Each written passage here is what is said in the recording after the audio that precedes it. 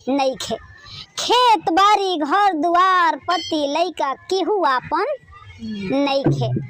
एह मोह माया के दुनिया में आके आ फिर छोड़ के आ चली जाए के बा।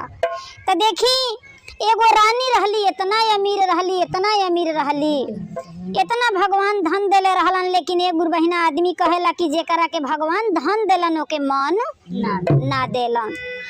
तो इतना धन देले रहलन भगवान की का, लेकिन भगवान उनकरा कोख में एगो बालक ना देले रहलन।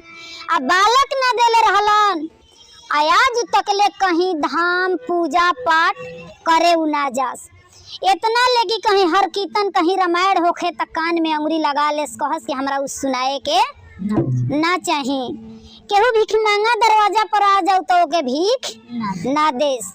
केहू के जोगी फकीर आ जाऊ तो ओकरा के एक गिलास पानी ना देस। लेकिन एक गुरु बहिना आदमी कहेला कि भिखिए में भीख दिहल जाला। एक रोटी मिले तो में आधी रोटी केहू दरवाजा पर आ जाऊ तो ओके जरूर दे देवे के चाही। कुछ ना कैले रहली।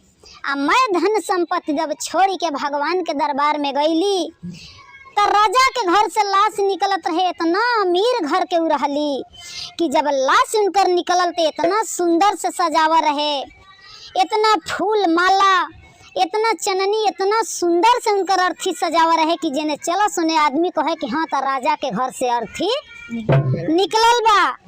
तो जात जात जब कुछ दूर गईली तो शंकर भगवान देखी गुरु बहिना हमनी के कुछ नहीं खींचा देखत, लेकिन हमनी के का धरती पर करतन जब भगवान सब कुछ देखतनी।